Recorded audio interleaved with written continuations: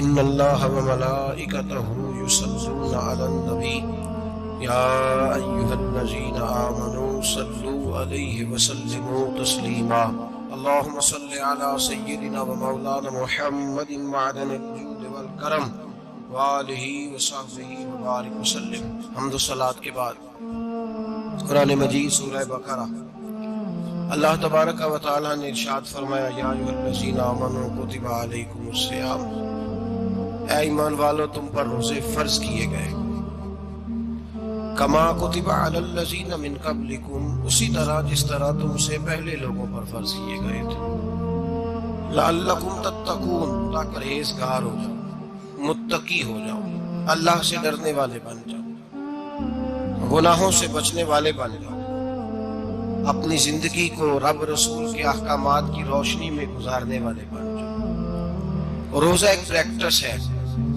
ایک مجاہدہ ہے، ایک جد و جہد ہے۔ جد و جہد کس چیز کی؟ اللہ کی رضا کے مطابق اپنے آپ کو ڈھالنے کی جد و جہد۔ صوم کا لغوی معنی ہوتا ہے رک جانا۔ حلال رزق سامنے پڑا ہے، حلال مشروب سامنے پڑا ہے، حلال رشتہ بیوی کا موجود ہے، لیکن ان سب چیزوں سے حالت روزہ میں رکنا، اللہ کی رضا کے لیے رکنا، اس کا نام روزہ ہے۔ صوم کا معنی رکنے کے ہیں، پرہیز کرنے کے ہیں، بچنے کے ہیں۔ ہر چیز موجود ہے لیکن اللہ کا حکم نہیں ہے تو لہٰذا کھا نہیں سکتے۔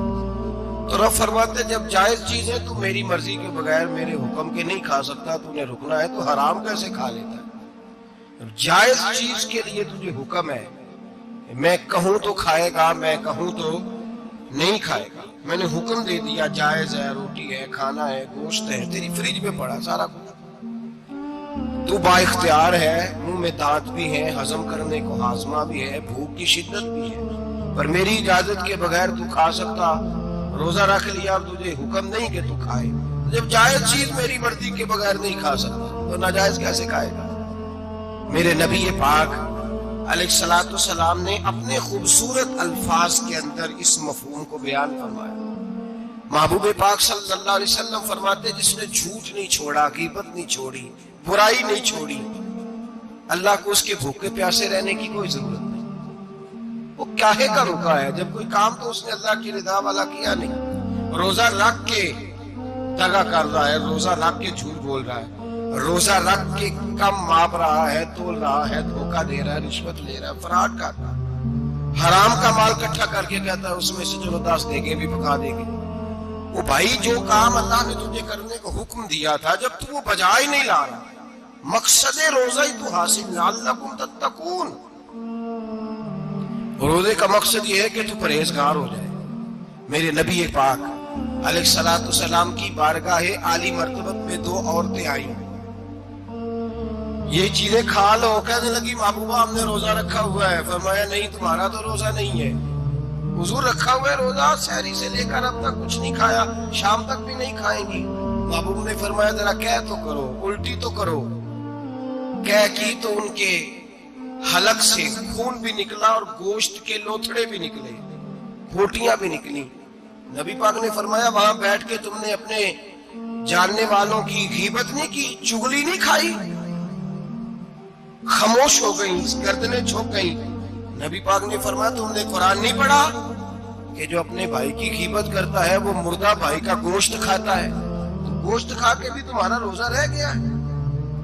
کس طرح کا روزہ ہے کہ صاحب روزہ رکھ کے نہ رکھنے والوں پہ تنقید کرتے ہیں، تراویحیں پڑھ کے نکلے ہیں تو کہتے ہیں میں اکیلا ہی نیک ہوں، باقی تو محلے میں کوئی پڑھتا ہی نہیں۔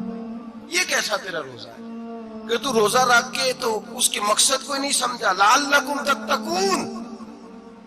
روزہ دار تو وہ ہے کہ روزہ رکھا ہوا ہے، کھانے بھی سے رکا ہے، پینے سے بھی رکا ہے، عمل زوجیہ سے بھی رکا ہے، پھر وہ جھوٹ سے بھی رکے، غیبت سے بھی رکے، بدنگاہی سے بھی رکے، حرام خواری سے بھی رکے ساری چیزوں سے۔ یہ بتلائیے کہ روزے کی حالت میں اپنی بیوی کے پاس جانا منع ہے تو غیر محرم کو دیکھنا جائز ہے؟ ہمارے ٹی وی پہ میں نے پہلے بھی کہا تھا کہ ہم ٹھیکیدار اور ذمہ دار نہیں ہیں مذہب کے، یہاں ہمارے آنے سے پہلے بھی کوئی بیٹھا تھا، ہم مریں گے تو یہاں ہم سے بڑے بڑے نیک لوگ بیٹھیں گے، کوئی بندہ ذمہ دار نہیں ہے۔ بڑے بڑے کج کلا، صاحب جبہ و دستار، بڑے بڑے صاحب بصیرت، آئمہ، فقہاء، علماء، زعماء، نقبا، صوفیاء، اولیاء، غوث، کتب، ابدال، اوتاد، کتب الاقطاب، جانے کون کون آئے، علماء آئے، مفسرین آئے، محدثین آئے، گزر گئے۔ ہم تو خاک نشی لوگ ہیں، تھوڑا کام کرنے والے، تھوڑی صلاحیت رکھنے والے۔ لیکن بھائی اگر کرتے ہیں تو ایک کام کرتے ہیں، ساتھ دوسرا نہیں کرتے۔ یہ کس طرح کا دین سکھانے لوگ نکلے کہ شوال سے لے کر شعبان تک گانا سنایا جائے گا، شعبان سے لے کر شوال تک ناچ گانا کیا جائے گا، شوال سے لے کر شعبان تک دھما چوکڑی ہوگی، رمضان آئے گا تو حدیثیں سنائی جائیں گی، رمضان آئے گا تو لوگوں کو قرآن پڑھ کے سنایا جائے گا۔ یہ مذہب باج نہیں ہے کہ گویے مذہب سکھائیں گے، ایکٹر مذہب سکھائیں گے۔ یہ مذہب باج نہیں ہے کہ ایک گلاس کے اندر پہلے شراب پی لو، پھر اسی گلاس میں رمضان آئے تو شہد بانٹنا شروع کر دو۔ یہ باج نہیں، یہ میرے رسول اللہ کا مذہب ہے۔ اگر تمہیں شوق ہے دین سیکھنے سکھانے کا، یکم رمضان کو توبہ کرو اور کہو کہ ہم ٹی وی پہ بیٹھ کے حدیثیں سنائیں گے تو سارا سال سنائیں گے، اور جس زبان سے حدیث نکلے گی پھر اس سے کبھی گندا گانا نہیں نکلے گا، پھر کبھی ناچ گانا نہیں ہوگا۔ یہ کون سا مذہب ہے جو بیویاں سکھا رہی ہیں؟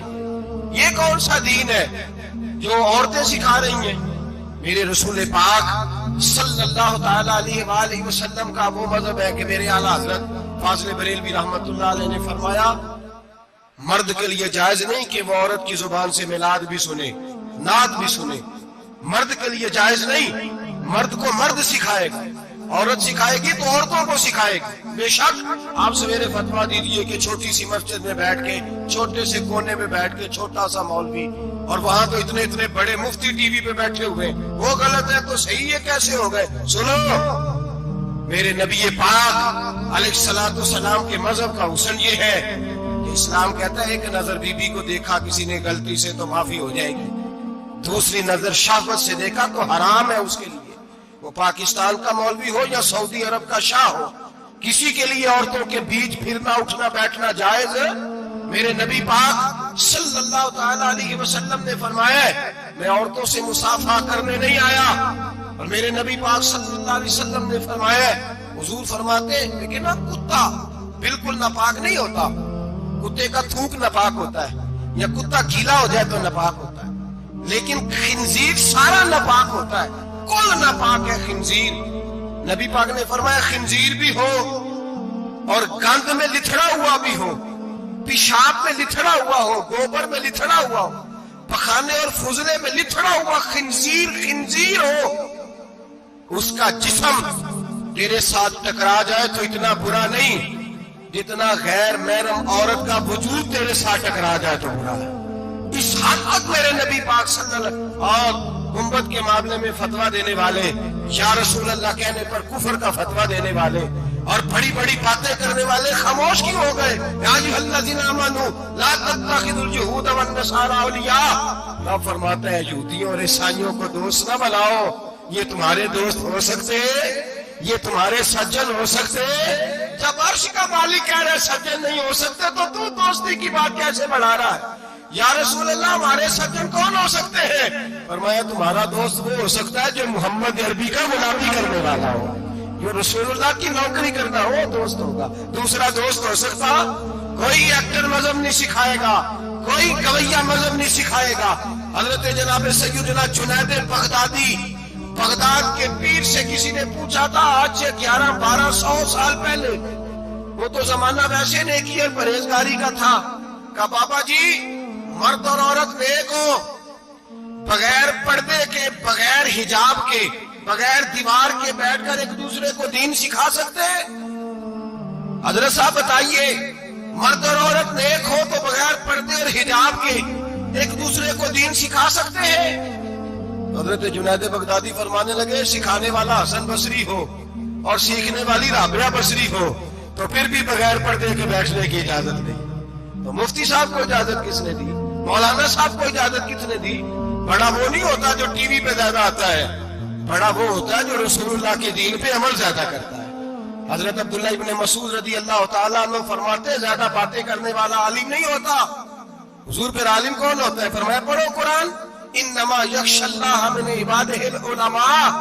فرمایا بڑا عالم وہ ہوتا ہے جو اللہ سے زیادہ ڈرتا ہے، اس لیے کہ رب فرماتا ہے میرے بندوں میں سے جو عالم وہ ہے جو اللہ سے زیادہ ڈرتے ہیں، خوف رکھتے ہیں۔ تو میرے بھائی رمضان المبارک میں بچنا ہے، پرہیز کا وقت ہے، تو کوئی شخص بھی کوئی شو نہ دیکھے، میری منت ہے آپ اللہ، کوئی شو نہ دیکھے۔ عورت کا تو پردہ ہے تو ہمیں تو تماشے پہ لگا دیا گیا، عجیب قسم کے ایکٹر آ گئے اور مذہب سکھا رہے ہیں۔ میری اپیل ہے آپ سے کہ سحری افطاری کے وقت ٹیلی ویژن بند رکھیں، کیا چیز کھول کے رکھیں؟ یا قرآن کھول کے رکھیں یا رسول اللہ کا فرمان کھول کے رکھیں۔ اللہ رسول کی طرف توجہ رکھیں، وہ سیکھنے سکھانے کا وقت ہے۔ چھوڑے رویوں سے دین سیکھا جائے گا، ہمیں کوئی شکوا نہیں ہے، پکی توبہ کریں، سویرے آئیں آ کے دین سکھائیں۔ اور میں ان سے بھی اپیل کروں گا کہ آؤ دین سکھاؤ۔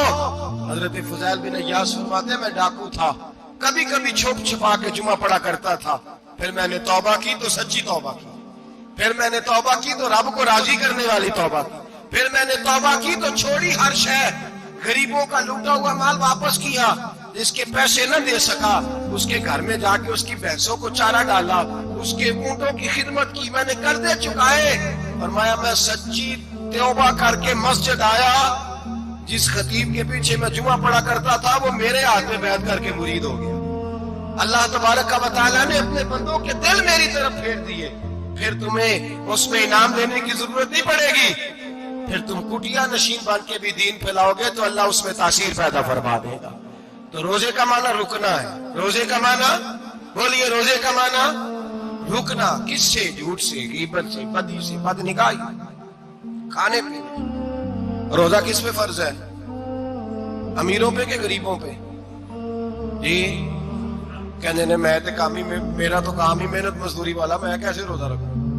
میں تو دیہڑی لگاتا ہوں تو روزہ کیسے رکھوں؟ میں نے نہیں کسی حدیث میں پڑھا کہ روزہ وہ رکھے جو دفتر میں بیٹھتا ہے۔ صحابہ کے زمانے میں تو دفتر ہوتے ہی نہیں تھے، کسی جگہ نہیں لکھا ہوا روزہ وہ رکھے گا جو اے سی میں بیٹھتا ہے، تب تو اے سی تھے ہی نہیں۔ حضرت ابوبکر صدیق رضی اللہ تعالیٰ عنہ سے لے کر جناب بلال تک سارے اپنے ہاتھ سے کام کرتے، سارے اپنے ہاتھ سے کام کرتے، سارے۔ حضرت عمر فاروق رضی اللہ تعالیٰ عنہ خلیفہ وقت ہونے کے باوجود مال غنیمت کے اونٹ چرنے جاتے تھے تو چراگاہ میں چھوڑنے بھی جاتے تھے، لینے بھی آتے تھے واپس۔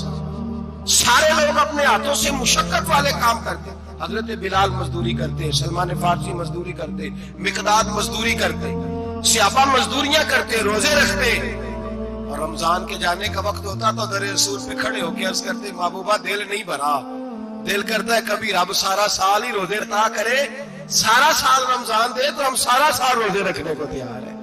جذبہ تھا، طاقت تھی، ہمت تھی۔ آج نوجوان لڑکا ہے کہتا ہے مجھ سے بھوک برداشت نہیں ہوتی۔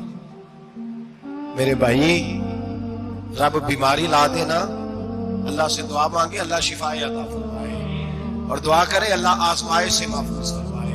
آپ یقین کریں میں نے لوگوں کو دیکھا ہے حلق سے قطرہ نہیں اترتا، خوراک کی نالی لگی ہوئی، اعلیٰ غذائیں پکی ہوئی پڑی ہے، عرش کا مالک کہتا ہے میں تیرے حلق سے گزرنے نہیں دوں گا، قانون بن گیا۔ میں نے دیکھا ہے ڈرپ پہ لوگ زندہ ہے، بوتل لگی ہوئی ہے، گلوکوز کی، گزارا چل رہا، اعلیٰ غذائیں پڑی ہیں، لاکھوں روپیہ تجوری میں پڑا ہے۔ مالک کہتا ہے تو نہیں کھا سکتا تو وہ کھانے نہیں دیتا، نہیں کھانے دیتا۔ ایک شخص یورپ کے علاقے کا، میں کسی کالم نویس کا پڑھ رہا تھا، وہ کہتا ہے میری کھربوں میں جائیداد ہے لیکن میرے معدے میں ایسی تکلیف ہے کہ میں آٹے کو چھان کر جو اوپر سے پورا نکلتا ہے صرف وہ کھا سکتا ہوں، اس کے علاوہ میں کائنات کی کوئی نعمت کھا نہیں سکتا۔ اور میرے بھائی وہ جب چاہے تو بڑے بڑے کھانے کھانے سے تجھے روک دے، تیرے دانت چبانے کے قابل نہ رہے، زبان نگلنے کے قابل نہ رہے، معدہ تیرا ہضم کرنے کے قابل نہ رہے، وہ جب چاہے تو جو مرضی کر لے۔ وہ کہتا چل تو میری مرضی پہ چلنا، ایک مہینہ میرے کہنے پہ نہ کھا، ایک مہینہ میرے کہنے پہ نہ کھا، تو یا اللہ تو کیا کرے گا؟ فرمایا صوم تصفو، میرے نبی پاک نے فرمایا تم روزے رکھو اللہ تمہیں صحت عطا فرما دے گا، اللہ تندرستیاں دے دے گا، شفائیں دے دے گا۔ تم روزے رکھو اللہ تمہیں، سبحان اللہ، اللہ تمہیں اللہ طاقت دیتا ہے، ہمت دیتا ہے، اللہ ہمت دیتا ہے۔ میں نے دیکھا ہے، میں نے بزرگوں کو دیکھا ہے، ضعیف لوگوں کو دیکھا ہے، کمزور لوگوں کو دیکھا ہے، میں نے دیکھا ہے روزے رکھتے ہوئے، مزدوروں کو دیکھا ہے روزے رکھتے ہوئے۔ میں اپنے ابا جی کو کہتا، ابا جی اتنی سخت گرمی اور مزدوری آپ کرتے اور مزدوری کے عالم میں روزہ رکھتے، تو کہتے پتر روزہ کی آندا ہے، روزہ کدوں کو جاندا ہے، روزہ اپنی جگہ تے مزدوری اپنی جگہ تے۔ اور کئی دفعہ مینوں فرمان لگے، مینوں یاد سمجھ کو نہیں لگدی، پتہ نہیں روزے اللہ طاقت کتھوں دے چھڑدا ہے، نہیں زیادہ کام بھی زیادہ کریدا ہے تے روزہ بھی رکھ بھائی صوم تصحو، میرے مصطفیٰ نے فرمایا تو روزہ رکھ، اللہ تجھے صحت عطا فرما دے گا۔ رب تعالیٰ تجھے، یہاں ہوٹل کھلے ہوئے ہیں، یہاں عجیب حالات ہیں، ہوٹل کھلے ہوئے ہیں، لوگ بہانے ڈھونڈتے پھرتے ہیں، کہتے ہیں کٹ لگ گیا تھا، ذرا تھوڑا سا خون نکل آیا، سنی پلاس لگائی ہے تو روزہ نہیں رکھا، یہ ذرا مجھے تھوڑی دقت ہو گیا تو میں نے روزہ نہیں رکھا، کھانسی لگ گئی ہے تو روزہ نہیں رکھا۔ او خدا کے بندے، روزہ تو نعمت ہے۔ اور سبحان اللہ، میرے نبی پاک نے فرمایا لکل شیء زکات وزکات الجسد الصوم، فرمایا ہر شے کی زکات ہوتی ہے، وجود کی زکات روزہ ہے، روزے رکھو جسم کی زکات نکل جائے گی۔ فاقہ کرنا بھی میرے نبی پاک کی سنت ہے، مسواک کرنا بھی سنت ہے، اور فاقہ کرنا بھی۔ مسواک والی سنت زیادہ اپناتے ہیں لوگ، فاقہ کرنا بھی نبی پاک کی سنت ہے۔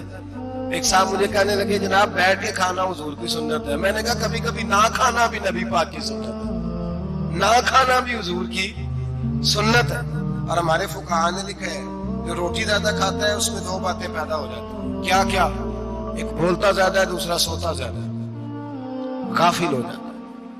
فقہ اور حکیم اطباء ڈاکٹر کہتے ہیں کہ پیٹ خالی رہے نا جس آدمی کا، اس کا حافظہ مضبوط ہوتا ہے، اس کے ذہن کی گرہ کھلتی ہے۔ زیادہ کھانے سے تو خماری چڑھتی ہے، دماغ ڈھونڈتے پھرنا روٹی کدھر سے آج اچھی ہے، گھر میں نہیں پکی تو ہوٹل چلے جانا، کھانے کے سوا اور کام ہی کوئی نہیں۔ اور صاحب میرے نبی پاک علیہ السلام نے فرمایا کافر 7 آنتوں سے کھاتا ہے، 7 آنتوں سے، اور فرمایا میرا مومن 1 آنت سے کھاتا ہے، اس کے وجود میں کھانے والی 1 آنت ہے، کافر 7 آنتوں سے کھاتا ہے۔ فاقہ کشی سے نورانیت پیدا ہوتا ہے، کم کھانا۔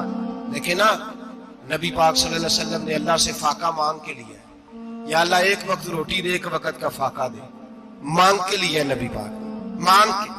حضرت ابو ہریرہ رضی اللہ تعالیٰ عنہ فرماتے ہیں بھوک زیادہ لگتی تھی نا جب مجھے، تو میں حضرت عمر سے، ابو بکر سے، عثمان مولا علی سے کوئی مسئلہ پوچھ لیتا تھا، اور جب میں مسئلہ پوچھتا تھا تو وہ مجھے روٹی کھلا دیتے تھے۔ جب میں ان سے مسئلہ پوچھتا تو وہ مجھے، حضرت ابو ہریرہ فرماتے ہیں مجھے بھوک لگی، میں حضرت عمر کے پاس گیا، ان سے مسئلہ پوچھا، ان کا رواج تھا جب میں مسئلہ پوچھتا تو پہلے روٹی کھلاتے۔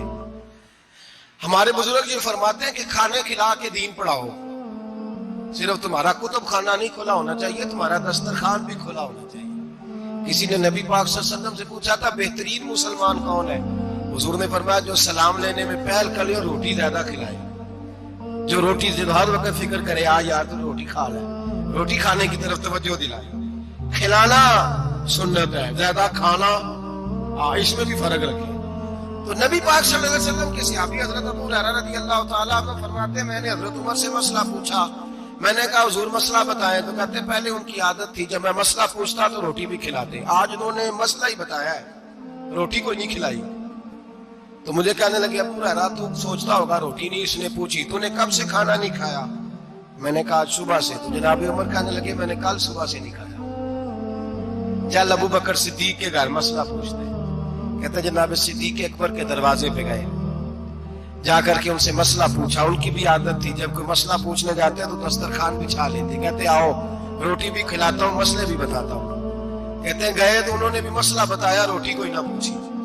تو کہنے لگے عمر ابو ہریرہ تم لوگوں نے کل پرسوں سے نہیں نہ کھایا ہوگا، اور ابو بکر کو 4 دن گزر گئے ہیں، تھوڑا سا دودھ ملا ہے یا کھجور ملی ہے، روٹی کوئی نہیں ملی، چلو در رسول پہ چلتے ہیں، آؤ حضور کی بارگاہ میں۔ کہتے ہیں نبی پاک کی بارگاہ میں آئے، حضور نے چہرے دیکھے، کریم سے مسئلہ نہیں پوچھنا پڑا۔ میرے مصطفیٰ کریم نے فرمایا بھوک لگی ہوئی ہے تم تینوں کو، 3-4 دن ہو گئے؟ اللہ کے رسول نے فرمایا مجھے پورا ہفتہ ہو گیا ہے۔ سبب کچھ اور ہے جس کو تو خود سمجھتا ہے، زوال بندہ مومن کا بے زری سے نہیں، بھوک نقصان کا وجہ نہیں بنی، وجہ کوئی اور بنی ہے۔ رشوتیں جو بازار گرم ہوئے ہیں لوٹ مار کے، یہ روٹی کے لیے نہیں، یہ زیادہ کھانے کے لیے، یہ بینک بیلنس کے لیے گرم ہے۔ یہ لوٹ مار کا مقصد کوٹھیاں بنانا ہے، روٹی کا تو رب کریم کا وعدہ ہے۔ تو جو روز روتا ہے شام کو کہ میرا کاروبار کوئی نہیں، اصل میں کہتا ہے بنگلہ کوئی نہیں، اصل میں کہتا ہے کار کوئی نہیں، پجارو کوئی نہیں، روٹی تو اللہ عطا فرماتے ہے، اس کا وعدہ ہے۔ فرمایا حضور نے 3 دن بیت گئے، چلو میرا بے تکلف صحابی ابو الحسن انصاری، وہ بڑے نصیب والے ہوتے ہیں جن کو میرے نبی پاک خود کہتے تھے کہ تیری فلانی ذمہ داری ہے۔ اس زمانے کا تو کسی کو کہہ دیا جائے تیری ذمہ داری ہے تو کہتا ہے یہ تو پھٹیکے ڈالنے لگ گیا، یہاں سے تو چھٹی کر جانی چاہیے۔ خوش ہوتے تھے صحابہ کہ ہماری ذمہ داری لگی۔ کہتے ہیں حضرت ابو الحسن انصاری کے گھر گئے، نبی پاک نے فرمایا بھوک بڑی لگی ہے، کھانا لا۔ کہتے ہیں حضور نے اسے کہا تو اس آدمی کو تو وجد ہی ہو گیا، اس نے کہا میرے اتنے نصیب کہ حضور کا یہ کھانا کھلا۔ آؤ دیکھو دنیا والوں، آج جو سب سے زیادہ عزت والا ہے وہ میرا مہمان بنا ہوا ہے۔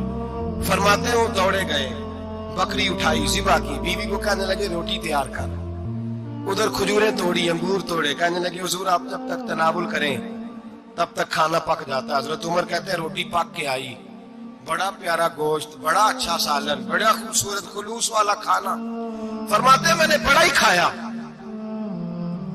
نبی پاک نے نہ ایک روٹی لی اور چھوٹی چپاتی، تھوڑا تھوڑا سالن کونوں سے، اور جب نبی پاک نے کھا لیا تو حضور کی آنکھوں میں آنسو آئے۔ حضرت عمر کہنے لگے حضور روئے کیوں؟ نبی پاک نے فرمایا سوچتا ہوں 7 دن کے فاقے کے بعد کھایا ہے، اور ڈرتا ہوں رب اس کا حساب پوچھے گا تو جواب کیسے دینا ہے، اس کا حساب بھی تو دینا ہے نا جو کھایا ہے۔ تو حضرت عمر فاروق کے ہاتھ میں کچھ چیز تھی، زور سے زمین پہ ماری، کا محبوبہ 7 دن کے بعد بھی روٹی کھائے تو حساب دینا ہے۔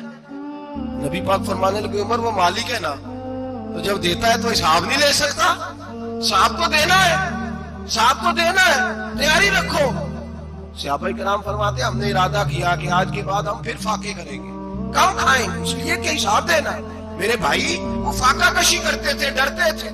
یہاں تو لوگ کھا کے بیمار ہیں، کھاتے جا رہے ہیں، سوتے جا رہے ہیں، کھاتے جا رہے ہیں، سوتے جا رہے ہیں۔ یہ بھی وقت آئے گا رمضان شریف کا، سویرے درس پہ آؤ کہتے نیند بڑی آتی ہے، سویرے 2 سپارے پڑھ کے سویا کرو کہتے شام نیند بڑی آتی ہے، فجر کے بعد جو تو وقت ہوتا ہے اللہ اللہ کرنے کا، شہری کا، کھاتے جا رہے ہیں، سوتے۔ لوگ جماعت سے نماز نہیں پڑھتے سو جاتے، جماعت کا ثواب چھوڑ کے سو جائیں گے۔ بھائی رمضان مبارک میں فاقہ کشی کی ٹریننگ ہوتی ہے، فاقہ کشی کی تربیت لے، رمضان میں روکے اپنے آپ کو، تربیت ہوگی۔ اور ہمارے صوفیاء فرماتے ہیں جو زیادہ کھاتا ہے اس کا نفس اس کو زیادہ پہ مائل کرتا ہے، خواہشات نفس پیدا ہوتی ہیں۔ میرے نبی پاک علیہ السلام نے جوانوں کو حکم دیا ہے یا معاشر الشباب، او جوانوں، یا رسول اللہ کیا حکم ہے؟ فرمایا یا نکاح کر لو اگر طاقت ہے، نہیں طاقت تو روزے رکھو۔ حضور روزے سے کیا ہوگا؟ فرمایا تمہارا نفس کچلا جائے گا، شیطان وسوسہ اندوزی نہیں کرے گا۔ آج نوجوان بڑھ بڑھ کے کھاتا ہے، بہت زیادہ کھاتا ہے، کبھی اس ہوٹل سے کھاتا ہے، کبھی اس ہوٹل سے کھاتا ہے۔ اتنا زیادہ کھائیں گے تو نفسانی قوتیں اچھل کر کے آئیں گے، مشکل ہو جائے گا۔ شادیاں دیر سے ہوتی ہیں، ماں باپ آنکھیں بند کر کے بیٹھے ہوئے ہیں۔ اگر ماں باپ کی ذمہ داری ہو اور ماں باپ نکاح نہ کرے تو نبی پاک نے فرمایا بچے گناہ کریں گے تو جتنا گناہ بچے کو اتنا باپ کو بھی ہوگا۔ تو ماں باپ چپ ہے، دوسرا شادی مشکل بڑی ہے، مہنگی بڑی، اور تیسرا نہیں کر رہے کچھ لوگ تو روزے بھی نہیں رکھ رہے۔ تو رمضان ان کے لیے بھی وقت ہے، نفسانی قوتیں کچلی جائیں گی، کھانا جتنا کم کھایا جائے گا اتنا وجود کے اندر نفسانی خواہشات کم پیدا ہوں۔ تو رمضان تو پریکٹس ہے مجاہدے کی، دین کی۔ اور دوسرا میرے حبیب پاک صلی اللہ علیہ وسلم نے فرمایا ہے، حضور فرماتے ہیں کہ رمضان اور قرآن کا آپس میں رشتہ ہے۔ قرآن پاک کتنا پڑھنا چاہیے روزانہ؟ زیادہ سے اللہ جزا دے، امید ہے آپ زیادہ سے زیادہ ہی پڑھتے ہوں گے۔ بھائی سنیں، حدیث مبارکہ میں نبی پاک نے فرمایا رمضان اور قرآن دونوں مل کے نا، بڑی پیاری حدیث ہے، فرمایا دونوں مل کے اللہ کی بارگاہ میں میری امت کی سفارش کریں گے۔ رمضان اور اللہ کس طرح؟ نبی پاک فرماتے ہیں رمضان کہے گا اے اللہ دن کے وقت میں نے اسے تیری رضا کے لیے کھانے پینے سے باز رکھا، اور قرآن کہے گا یا اللہ رات کو تیری رضا کے لیے کھڑا ہو کے یہ قرآن سنتا. رمضان اور قرآن دونوں سفارش کریں گے. ہم نا بڑا کچھ پڑھتے ہیں، سنتے ہیں، سیکھتے ہیں. اب یقین کریں یہ کھاتے بھائی کا بھائی سے اختلاف ہو جانا تو وہ 30 سال پرانے کھاتے کھول کے لے آتا ہے، ساری رات ڈھونڈتا ہے کہ میرے پیسے کہاں سے نکلتے ہیں. پڑھ لیتا ہے. قرآن پاک کی باری آتی ہے تو نہیں پڑھتے قرآن پاک. ابا جی کا ختم ہوتا ہے تو مانگتے پھرتے ہیں، کہتے 2 قرآن پاک 10 قرآن پاک. یہ باتیں بتانی نہیں چاہیے، کرنی نہیں چاہیے، لیکن چونکہ تربیت کے لیے بیٹھا ہوں تو کر دیتا ہوں. میرے شاگردوں سے پوچھیں، یہاں مدرسہ ہے الحمدللہ، درجنوں طلباء ہیں، اساتذہ ہیں، میرے پیر بھائی ہیں. اور میرا یہ دعویٰ ہے کہ شاید کوئی کسی سے اتنا پیار کرتا اور اتنے میرے شاگرد اور مرید مجھ سے کرتے ہیں، لیکن میں نے کبھی کسی سے نہیں کہا کہ ذرا سورۃ فاتحہ پڑھ کے دینا، میں نے اپنے ابا جی کو ثواب دینا ہے. پوچھ لیں کسی سے نہیں کبھی کہا. کبھی نہیں میں نے کہا کہ ذرا مجھے تھوڑا سا قرآن پڑھ دیں. میں اس کو ناجائز نہیں کہتا، پڑھوانا چاہیے، لیکن میں اپنے والدین کے لیے کبھی سوال نہیں کرتا کہ مجھے ذرا پڑھ کے دو، میں نے بخشنا ہے. اس لیے کہ میں نے ذاتی طور پہ روٹین بنائی ہے. میں سمجھتا ہوں کہ کائنات کے اندر میرے اوپر جن لوگوں نے احسان کیا ان میں سب سے زیادہ حصہ میرے ماں باپ کا ہے. میں سمجھتا ہوں اس بات کتنا نالائق ہوں میں کہ میں 1 مہینے میں ایک قرآن پاک بھی پڑھ کے ان کی روح کو احسان نہیں کر سکتا. میرا یہ طریقہ ہے ذاتی، میں قدغن نہیں لگاتا، میرا ذاتی طریقہ ہے. الحمد سے شروع کرو اور 2 صورتیں چھوڑ کے قرآن پاک ختم کر دو آخری، اور پھر فلق اور ناس صورتیں ساتھ لے جاؤ. یہاں بیٹھ کے سالے ثواب نہیں کرنا، ختم نہیں دلانا، ساتھ لے جاؤ، قبر پہ کھڑے ہو جاؤ اور فلق اور ناس صورتیں قبر پہ بیٹھ کے تلاوت کرو. اور جو قرآن مجید پڑھا ہے ان کی روح کو وہاں احسال کرو. او بھائی، اولاد جب ماں باپ کے لیے پڑھتی ہے تو اسے کہنا نہیں پڑتا اللہ بخش دے، اس لیے کہ اولاد کی نیکیاں خود بخود ماں باپ کے کھاتے میں جمع ہوتی ہیں، خود نیکیاں جمع ہوتی ہیں. میرے بھائی تو بچوں سے یہ تو مطالبہ کرتا ہے کہ بیٹا اس سال رمضان مبارک میں میرے لیے ستو ضرور بنانا، فلانی چٹنی ضرور تیار کرنا. یہ کیوں نہیں کہتا بیوی سے کہ ڈشیں کم بنانا، تو بھی بیٹھ کے قرآن پاک پڑھ، میں بھی قرآن پاک پڑھتا ہوں. ادھر آؤ بیٹا یہاں بیٹھ کے تلاوت کرو، میں بھی کرتا ہوں. بیٹی ادھر آؤ بیٹھ کے قرآن پاک پڑھو. کتنا وقت لگتا ہے؟ حافظ اور قاری اور علماء اگر پڑھے تو 20-25 منٹ لگتے ہیں قرآن پاک کا سپارہ پڑھنے، اور اٹک اٹک کے پڑھنے والا بھی پڑھے تو 1 گھنٹہ لگ جائے گا.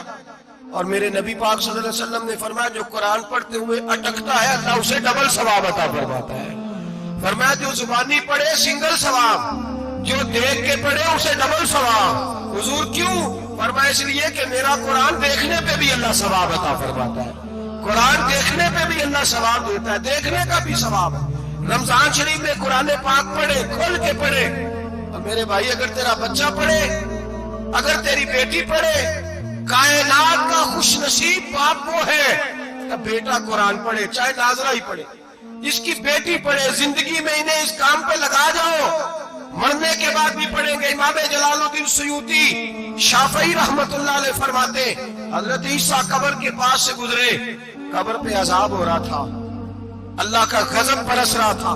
جناب عیسیٰ استغفار پڑھتے ڈرتے گزر گئے. تھوڑی دیر کے بعد، چند گھنٹوں کے بعد گزرے تو اسی قبر پہ پھول کھلے ہوئے تھے، رحمت برس رہی تھی. حضرت عیسیٰ علیہ السلام عرض کرنے لگے مولا تو بے نیاز ہے، میری طاقت نہیں تیرے کاموں میں بولنے کی، پر ابھی تو یہاں عذاب ہو رہا تھا، ابھی رحمت برس رہی ہے. جناب عیسیٰ کہتے ہیں آواز خدا بندی آئی، عیسیٰ بندہ بڑا گناہگار تھا، پاپی تھا، مجرم تھا، خطا کار تھا، لیکن جب اس کا انتقال ہوا، اس کی بیوی حاملہ تھی، اس کے پیٹ میں بچہ تھا، بچہ اس کے انتقال کے بعد پیدا ہوا. آج وہ 4-4.5 سال کا ہوا ہے، مکتب میں گیا ہے، مدرسہ میں گیا ہے، استاد نے بسم اللہ شریف پڑھائی ہے. فرمایا اس نے توتلی زبان سے کہا ہے بسم اللہ الرحمن الرحیم کا ایسا مجھے بتلا. اس زمین پر وہ معصوم جسے ابھی رحمان اور رحیم کہنا نہیں آتا، وہ توتلی زبان سے مجھے رحمان اور رحیم کہے اور میں اسی زمین پہ اس کے باپ کو عذاب دوں. فرمایا اس نے 1 بار رحمان اور رحیم کہا ہے، میں نے اس کی باپ کی قبر کو نور سے معمور فرما دیا ہے، نور سے بھر دی ہے قبر، برکت سے بھر دی ہے. اللہ کرے میرے بیٹے بھی قرآن پڑھے، اللہ کرے میری بیٹیاں بھی قرآن پڑھے، اللہ کرے ہم سب کی اولادیں قرآن پاک پڑھے. لیکن نا امام اعظم ابو حنیفہ رمضان میں 61 قرآن پاک پڑھتے تھے، کتنے 60 ٹیک اللہ اکبر. ایک قرآن پاک دن میں پڑھتے پورا, ایک رات کو پڑھتے, ایک تراویح میں پڑھتے, 61 قرآن پاک امام صاحب پڑھتے. آپ فرماتے میں نے چھوڑ دیے سارے وظیفے, میں صرف رسول اللہ کا قرآن پڑھتا ہوں. رمضان سارا قرآن پاک, سارا رمضان. اب تو عادت ہی نہیں رہی ہمیں قرآن پاک. اگر لوگ ناراض نہ ہو تو محفل نعت ہوتی ہے تو تلاوتیں کتنی ہوتی ہیں, اور نعتیں ہم نے ذوق ہی نہیں بنایا, ذوق ہی نہیں بنایا ہم نے تلاوت قرآن کا. اس لیے کہ قراء علماء فقراء ان کو ہم تیار ہی نہیں کر رہے, ہم تو ایکٹر پال رہے ہیں جو پیسے لیتے ہیں نعت خوانی کے. معاذ اللہ. او میرے بھائی, کیا قرآن میرے نبی کی نعت نہیں؟ حضرت عائشہ صدیقہ رضی اللہ تعالیٰ عنہ کے پاس صحابہ گئے, کہنے لگے اماں جی ہمیں نبی پاک کا اخلاق بتلائیں. اماں جی کہنے لگی جاؤ جا کے قرآن پاک پڑھو. قال خلقہ القرآن, سارا قرآن میرے نبی کے اخلاق کا ہی نام ہے. یہ ساری نعت ہے, یہ ساری نعت. اس نعت کو سننے لوگ کیوں نہیں آتے؟ اتنا رش میں اپنے نعت پہ اتنا تراویح پہ کیوں نہیں ہوتا؟ اور ملت کا جوان یاد رکھے, بوڑھے تراویح پڑھتے ہیں, ضعیف تراویح پڑھتے ہیں, گھٹنوں میں درد ہے تراویح پڑھتے ہیں, بیمار بوڑھے تراویح پڑھتے ہیں. جوان وہاں چوک میں کھڑے. کیا جوانی اس لیے ہے چوکوں میں کھڑا ہوا جائے؟ کیا جوانی اس لیے ہے کہ سعودی عرب جانے کے لیے پاسپورٹ بنانا ہو تو 2.5 گھنٹے کھڑا رہے, تو شناختی کارڈ کے دفتر تو کھڑا رہے, پروڈکٹر کے لیے کھڑا رہے, کافروں کے سامنے کاسا لیسی کرنے کے لیے تو کھڑا رہے, تو نوکری پہ جائے تو ساری رات کھڑا رہے, اور تو قرآن کے لیے کھڑا نہیں ہوتا؟ میرے محبوب نے فرمایا من قام ایمانا واحتسابا غفر له ما تقدم من ذنبه. فرمایا جو رمضان المبارک میں اللہ کی رضا کے لیے گناہوں کی معافی کے ارادے سے قیام کرے گا, راتوں کو عبادت کرے گا, اللہ اس کے پچھلے سارے گناہ معاف فرما دے گا. نوجوان ارادہ کریں, پروگرام بنائیں کہ انشاءاللہ قرآن پڑھنا بھی ہے, قرآن پڑھوانا بھی ہے, سننا بھی ہے, اور انشاءاللہ بولیے سننا بھی ہے اور پڑھنا بھی ہے اور پڑھانا بھی. ہمت کریں, دلیری کریں, آگے کھڑے تو ہو, اللہ توفیق عطا کرے گا. پہلی بات یہ کہ روزہ رکھیں, دوسری بات یہ کہ قرآن پاک کی تلاوت کریں, اور روزہ رکھیں تو روزے کے سارے حسن سمیت اسے رکھیں. نبی پاک نے فرمایا رمضان غمخواری کا مہینہ ہے, غمخواری کریں. ہمارے زمانے میں 2 قسم کی تکلیفیں ہیں. ایک تو غریب آدمی, اس کا حال یہ ہے کہ وہ مانگتے ہی گزارا کرنا چاہتا ہے. اس نے ہاتھ یوں کر لیا ہے تو اب اس کا یوں ہونے کو تیار نہیں. ضرورت اگر کسی آدمی کو کسی دروازے پہ لے جاتی ہے تو برا نہیں, لیکن سوال کا اپنے اوپر دروازہ کھول لینا یہ ٹھیک نہیں. فاقہ کشی پیدا کریں, حوصلہ پیدا کریں, تھوڑے پہ گزارا کرنا سیکھیں. غریبوں کو بھی اجازت نہیں کہ وہ نکل کھڑے ہوں میدان میں مانگنے کے لیے. ٹولیاں نکلتی ہیں رمضان میں, جتھے نکلتے ہیں خیرات کٹھی کرنے. بچیں. میرے نبی پاک صلی اللہ علیہ وسلم نے فرمایا جس نے بغیر ضرورت کے سوال کیا, جب قیامت کے دن آئے گا تو اس کے چہرے کے اوپر گوشت نہیں ہوگا, صرف ڈھانچہ ہی ہوگا. اتنی بھیانک صورت میں آئے, بغیر اشد ضرورت کے سوال نہ کر, کبھی سوال نہ کر. اور امیروں سے گزارش ہے کہ رمضان ہمدردی کا مہینہ ہے, ہمدردی کریں تو سامنے والے کی عزت کا بھی خیال کریں. یہ بات درست ہے کہ غریب سیاڑا نہیں ہوتا, اس لیے کہ جس کی جیب میں پیسے نہیں ہوتے بھائی اسے عقل بھی نہیں ہوتی. جس کے گھر کار نہیں ہوتی اسے چلانے کا طریقہ, جس کے گھر اوون نہیں ہوتا اسے چلانے کا طریقہ بھی نہیں آتا. جس کے گھر میں چیزیں ہوتی ہیں اسے چلانا بھی آ جاتا ہے. جنہیں گھر دانے انہیں کملے بھی اس کے سیاڑے ہو جاتے ہیں. تو چودھری صاحب, سیٹھ صاحب, نواب صاحب آٹا تقسیم کرتے ہیں, کھڑے ہو کے فوٹو کھنچاتے ہیں, فیس بک پہ دیتے ہیں, اور ایک آٹے کا تھیلا اور 10 اخباروں میں فوٹو. اللہ سے ڈریں. رمضان ہمدردی کا مہینہ, ہمدردی کا. غریب کو دیں تو اس کی عزت کو رسوا نہ کریں. میرے نبی پاک علیہ السلام کے صحابی حضرت عبداللہ ابن عمر رضی اللہ تعالیٰ عنہ ڈھونڈ کے لاتے تھے مسکینوں کو, ڈھونڈ کے, اور جب لاتے تھے تو اپنے دسترخوان پر بٹھا کر اپنے ساتھ افطاری کرایا کرتے. اور پھر فرمایا اللہ تعالیٰ نے لن تنالوا البر حتی تنفقوا مما تحبون, اللہ کے راستے میں وہ چیز دینی ہے جو تمہیں زیادہ پیاری ہو. کون سی چیز جو تمہیں, میں تھوڑا سا بے باک ہوں, بعض دوستوں کے ساتھ, سب کے ساتھ نہیں. ایک دوست مدرسے میں گھی دینے آئے ایک دفعہ, تو وہ والا گھی دے گئے جو سب سے سستا تھا. تو میں نے کہا مجھے دیانتداری سے بچائے، آپ یہی کھاتے ہیں گھر میں؟ کہنے لگے نہیں۔ تو میں نے کہا پھر ہم نے بچے مارنے کے لیے تو نہیں نہ رکھے ہوئے، کیا وہ والا کی اللہ کے راستے میں پیاری چیز دینی ہے نا، اس لیے گلے گلے نوٹ لوگ مسجد کے گلے میں ڈال جاتے ہیں، پھٹے ہوئے ڈال جاتے ہیں، کہتے ہیں جوڑنے کے مولوی صاحب، اور خدا کے بندے پیاری چیز دینی تھی تمہیں اور تو نے اس کا ترجمہ الٹ کر لیا ہے۔ سمجھ لیں رمضان المبارک میں کسی غریب کی مدد کرنی ہے تو ساتھ اس کی عزت بھی کرنی ہے۔ نبی پاک علیہ السلام کے دروازے پر جب سے یہ جملہ ایک ہے لیکن بڑا قیمتی ہے، صحابہ کہتے ہیں جب ہم دروازہ رسول پہ جاتے تھے خیرات بھی ملتی تھی اور عزت بھی ملتی تھی، خود بھیک دیں خود ہی کہیں منگتے کا بھلا ہو، خیرات بھی ملتی تھی اور عزت بھی ملتی تھی۔ نبی پاک ساتھ عزت بھی دیتے تھے، مسکین کو غریب کو دیں اور خیر خائی کریں، جوتے بیچنے والے جوتوں کے ریٹ سستے کریں، کپڑا بیچنے والے کپڑے کا ریٹ، درزی صاحب بھی ریٹ سستا کریں، دکاندار بھی چیزوں کا ریٹ، حکیم صاحب پیسے کم لیں، ڈاکٹر پیسے کم کریں، حکومت نرخوں میں کمی کرے، اور یہ کام اجتماعی طور پہ کریں۔ میرے نبی پاک نے فرمایا رمضان غمخواری کا مہینہ ہے، اس میں غمخواری کرنی ہے، دوسرے کا خیال کریں، احسار کریں، قربانی کریں۔ یہاں ہر چیز کا ریٹ بڑھ جاتا ہے رمضان شریف میں، ہر آدمی کہتا ہے میرا سیزن آ گیا ہے، توجہ بڑھائیں، خیال کریں، غمخواری کا مہینہ ہے۔ اور پھر آپ لوگوں سے یہ بھی گزارش ہے کہ رمضان المبارک کا جب مہینہ آئے تو جس آدمی کے ساتھ نیکی کرنی ہے وقت پہ کریں، کسی غریب کو پیسے دینے ہیں کپڑے دینے ہیں تو یکم رمضان کو دیں۔ میں اکثر دوستوں سے پوچھتا ہوں، میں کہتا ہوں قاری صاحب نو جوڑا کدو دیندے ہو؟ کہندے ستیویں والے دن۔ میں کہ مینوں لگ گئی سمجھ تہاڈی سازش ہے کہ جڑے سواں کے پا نہ لگے، ایویں مولوی چودھری صاحب دے نال دے کپڑے پا لے تے کتے لکھیا اینوں دینا ستیویں، تسی دسو ستیویں والے دن کو درجی سی کے دیندا ہے، اونوں 3 گنا بھی پیسے دئیے تے کہندا جڑے باقی نے انہاں دے نہیں بٹن پہ لگ دے میرے کولوں، کتھوں جوڑا سی کے تو کس دن دیتے ہو قاری صاحب؟ کیا مقصد ہے؟ پہننے کے لیے دے رہے ہو یا اس لیے دے رہے ہو کہ نہ پہن سکے؟ تو بھائی آپ جب کسی کو کوئی چیز دیں گے تو کب دیں گے؟ جب وہ استعمال کر سکے۔ غریب کو لوگ فطرانہ دینے جاتے ہیں عید سے 1 دن پہلے، تو کیا کرے گا اس کا؟ نہ تو کپڑے خرید سکا نہ روٹی لا سکا، بلکہ میرے حضرت صاحب فرماتے ہیں رمضان سے پہلے دے دو، رمضان کی نیت کر کے رمضان سے 1 دن پہلے دے دو، اللہ رمضان جتنا ثواب ہی عطا فرمائے گا۔ رمضان سے پہلے دو جس کو خوش ہے، قبل از وقت تیاری کرو۔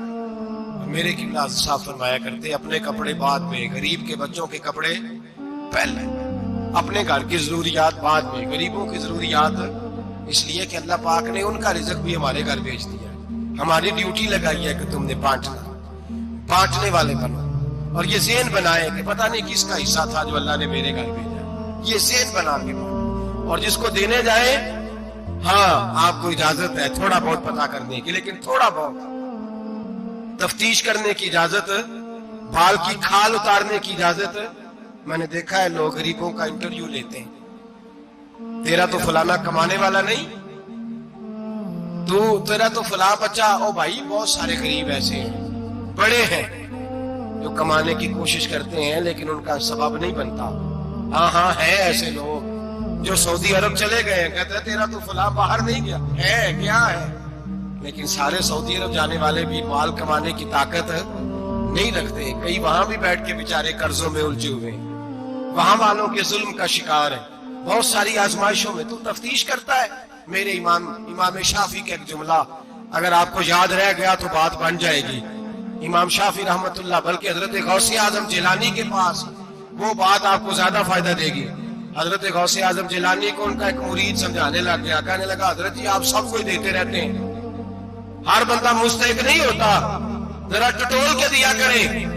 تو غوث اعظم جیلانی فرمانے لگے بھائی مجھے تو لگتا ہے تو بھی ان چیزوں کا مستحق نہیں تھا جو اللہ نے تجھے عطا کر دی ہے، پہلے تو بتا تو مستحق تھا، تجھے اپنی حیثیت اوقات کا پتہ ہے جو اللہ نے تجھے دے دی ہے، طاقت تھی، کوالٹی تھی، تیرے اندر وہ صلاحیت تھی، رب نے تو نہیں تیری تفتیش کی کہ تو قابل ہے کہ نہیں، تو اللہ کے بندوں کی تفتیش کرتا پڑتا ہے۔ امام شافعی فرمایا کرتے، امام شافعی فرماتے رب تجھے پرکھ کے نہیں دیتا، ٹٹول کے نہیں دیتا، رسوا کر کے نہیں دیتا، تو غریبوں کے ساتھ یہ سارا ظلم کیوں کرتا ہے؟